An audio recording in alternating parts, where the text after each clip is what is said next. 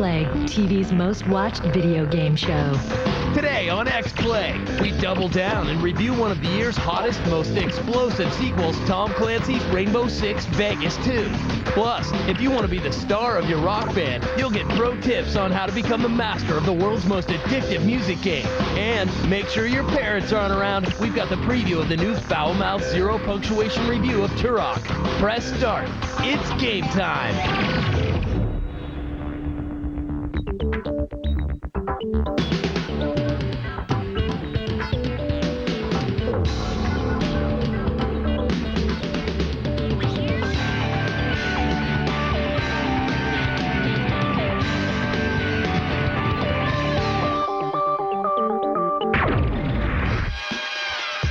Hello and welcome to X-Play, the TV show that abides by Dalton's most important rule: be nice. I'm Adam Stushwood. And I'm Morgan Webb. We're coming to you from G4 Studios in Los Angeles on Tuesday, March 18th. On today's show, we roll the dice on Rainbow Six Vegas 2 and give our review. It's almost really great. Almost. Then we'll get some rock band pro tips from Joel Gordine. He'll rock you like a hurricane, or at least like a turbulent squall. Plus, we hit the pitch in our review of Pro Evolution Soccer 2008. But first, the news waits for no man or woman. Morgan's got the top headlines in today's Gaming Update.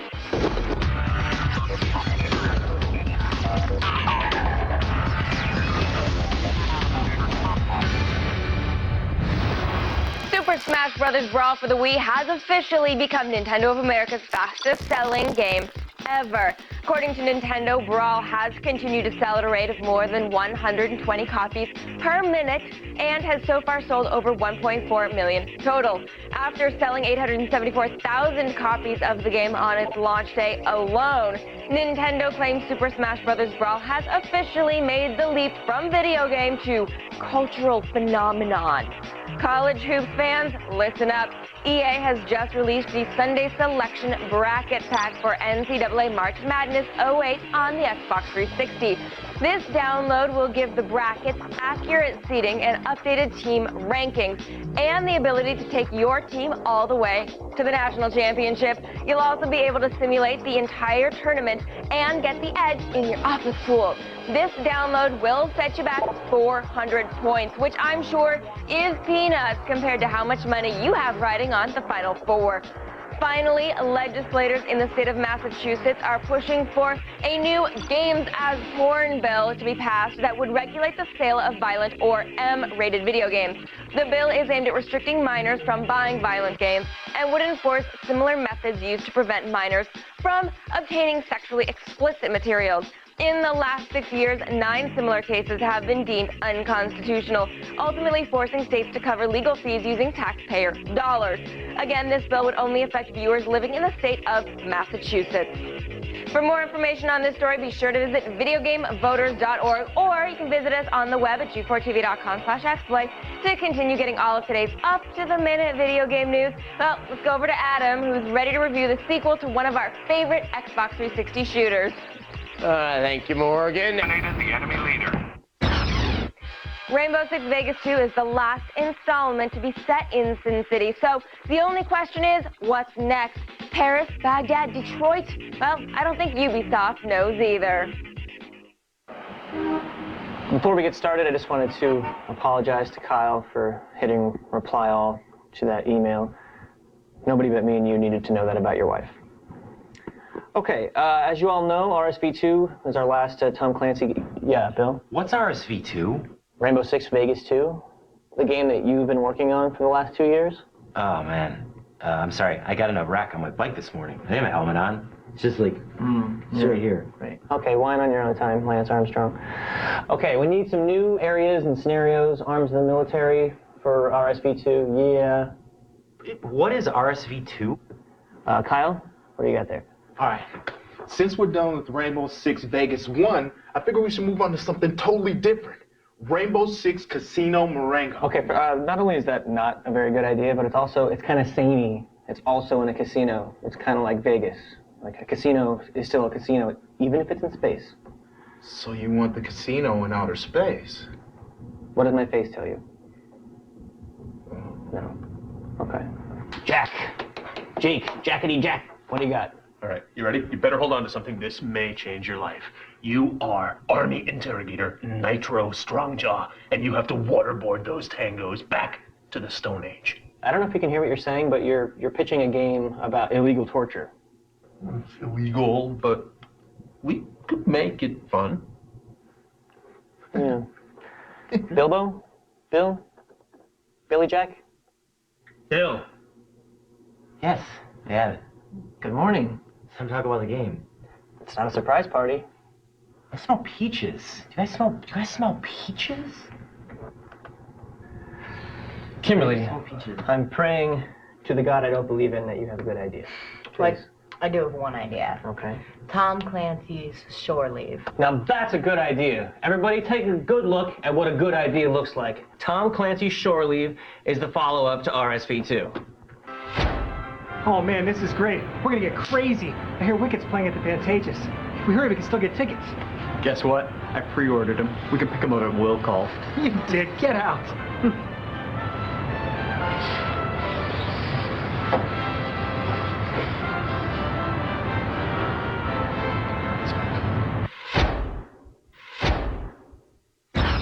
Coming up on X-Play, Joel Gordine shares Rock Band pro tips that will make you the Eddie Van Halen of your next party. Then, we have an exclusive sneak peek at tomorrow's Zero Punctuation review. It's yellow, it's funny, don't miss it. Plus, Gamecock flashes us its wares when we crash their Indie Games Expo. All that and more, stay with us.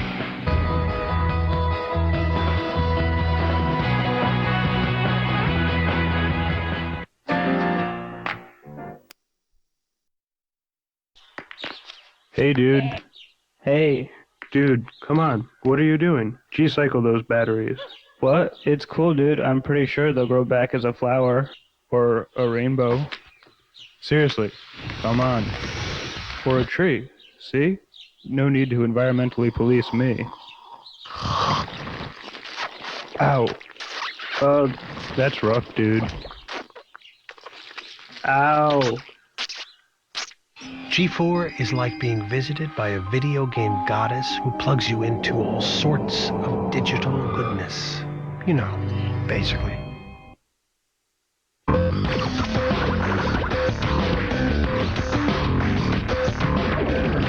I'm a huge fan of Baldur's Gate Dark Alliance. Do you guys know if there's any plans by Snowblind or any of those other guys that were involved in this project to go ahead and finish the trilogy off? Welcome back to X-Play. Thanks for your question, Dave. It was supposed to be a trilogy? I don't know about it being a trilogy. I guess it's fair to assume everything's a trilogy these days, or at least, you know, multiple It could be. parts. Well, Dark Alliance 3 was canceled in 2004 when Interplay shut down.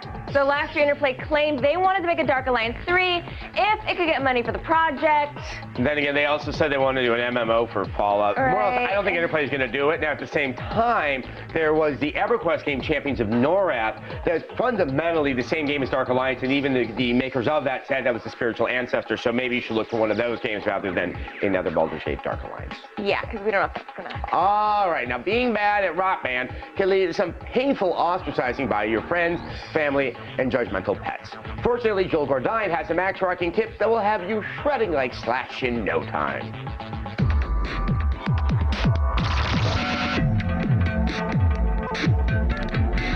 Thanks, Adam. What's up? Joel Gordine here. We're going to do some more Rock Band tips. Today, I want to teach you how to play an extended chord run that's interspersed with single notes. You're going to hold the note that's in common to both the single note and the chord, then you're going to chord off it. Check it out on the hand that feeds.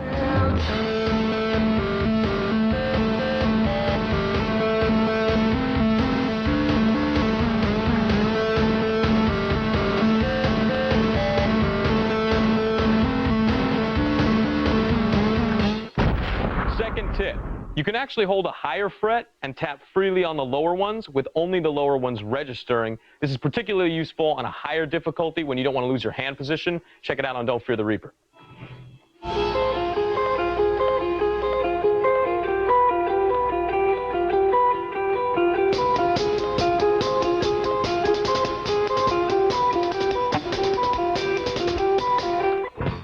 It's Rock Band tips with Joel Gordine. Back to you, Morgan. Thank you, Joel. The Pro Evolution Soccer Series doesn't feature nearly the number of likes.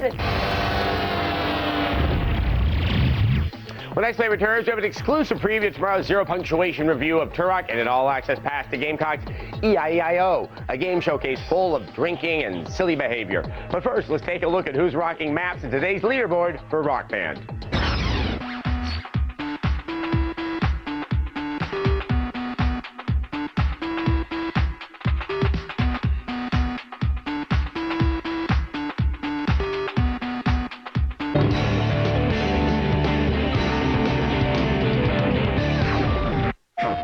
In the beginning, there was darkness.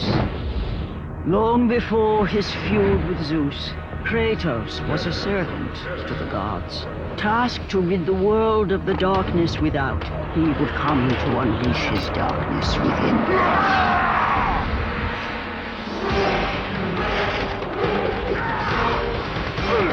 God of the chains of Olympus, rated M for mature. This, then you dug this, cause I'm all about the nerd life, word life. If you dig this, then you dug this, cause I'm all about the nerd life, word life, yeah. G4 X-Play. Welcome back to X-Play. Well, Tuesday means a few things. Still hungover. It is the day named after the god of war, and it's when we get a sneak peek of Ben Yahtzee Croshaw's latest viscerally voiced zero punctuation review from The Escapist.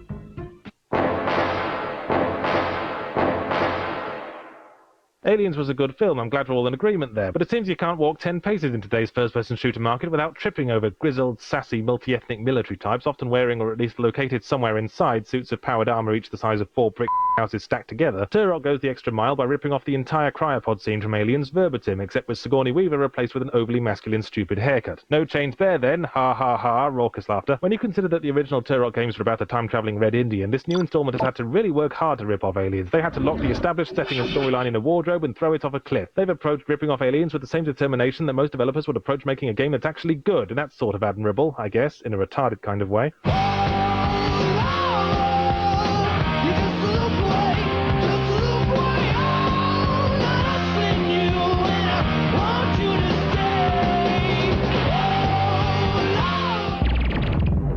And remember, you can get Zero Punctuation's full uncensored review of Turok only at escapistmagazine.com, and XPlay will have new previews every Tuesday night. Yahtzee often says some pretty outrageous things about video games that border on blasphemy to the gaming community. In today's XSplits, we take a look at the top 5 blasphemous games.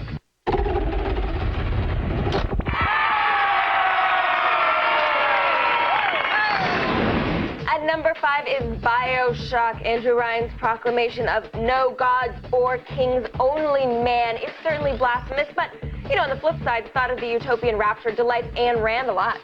At number 4 is Turok. This game features dinosaurs created by accelerated evolution on another planet that's filled with life. Basically, that's the unholy trinity. Rising up at number 3 is Assassin's Creed. You play as atheist assassin Altair in Jerusalem in the Middle Ages. I can hear some of you getting at your pens already, so I'll stop there. Number 2 is Black and White, where you get to play God, just like doctors. Woohoo! And our number 1 is Pro Evolution Soccer 2008. The state of Kansas has put out a rebuttal soccer title called Pro Intelligent Design Checkered Ball Kicking Goal Game 2008. Up next on XPlay, Gamecock invites us to their rowdy game developers party to check out the freshest indie titles around. Keep it right here. XPlay, one of iTunes' best podcasts of 2007.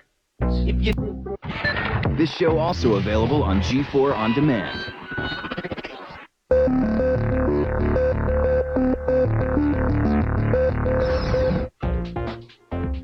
Welcome back to XPlay. EIEIO is the chorus to a song that I hate.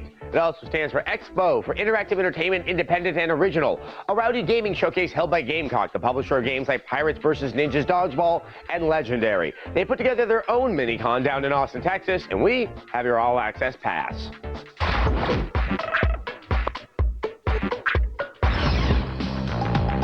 Recently, Austin, Texas became ground zero for the world of independent gaming as rogue publisher Gamecock hosted its 2nd annual EIEIO conference. With the Alamo in our hearts and 10 gallons of hat on our heads, we went deep into the heart of Texas for an event as unique as the titles on display there. This is our little backyard carnival to show the world basically what we've us and all these great developers have come up with in the last year. We're not a Wall Street company full of guys that play golf and not games, so we can have a little bit more fun. The industry to be all about video games and young people and fun is pretty stale. Lots of people in suits and handshakes, and why? You know, it's video games. So why is an event like this so important, you ask? It's all about shining a spotlight on a challenging industry, independent game development. If you look at the past, all developers, you know, they have to start somewhere. They have to be able to, you know, create successful games or whatnot. So it is insanely challenging these days to be an independent developer because you are usually with a budget a lot less than, you know, your big publisher-owned companies. Our industry is growing. It costs more and more to make a game. There's huge potential for the games, but there's a big risk, right? Because you're going to spend millions and millions of dollars to make a game. That money's got to come from somewhere. And the people writing the checks, they want to make sure they're going to make their money back. So often they want to play sure bets. With Gamecock being an independent publisher, this is so beneficial for independent studios like ourselves. This really exposes the games that we create that are really unique and independent, and to really showcase the games that we've been developing and putting our blood, sweat, and tears into. That's sort of the unifying thread of all of our games. They're all across the board, all different platforms, but they're all original, and they're all the games that these guys actually really want to make. Yeehaw, indie gamers! Yeehaw! Did I sound Texan? It sounded vaguely Texan, yeah. Well, with all the turmoil in the world, aren't you glad there's still the X-Play replay?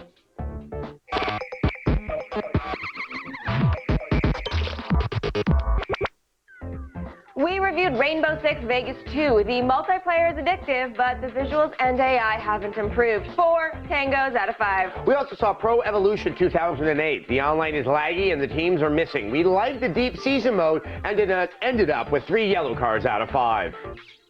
The sun is quickly setting on this show, but we'll be back tomorrow with another all-new X-Play at 8. On our next show, Kristen Holt will tell you how to unchain yourself from Olympus in a God of War cheat. Plus, we go head-to-head to answer the controversial question, is PC gaming dead? No. We'll discuss the PC Gaming Alliance and what it could mean for the future of the platform. And we have an all-access pass to the 2K Sports Video Game Challenge. See you tomorrow.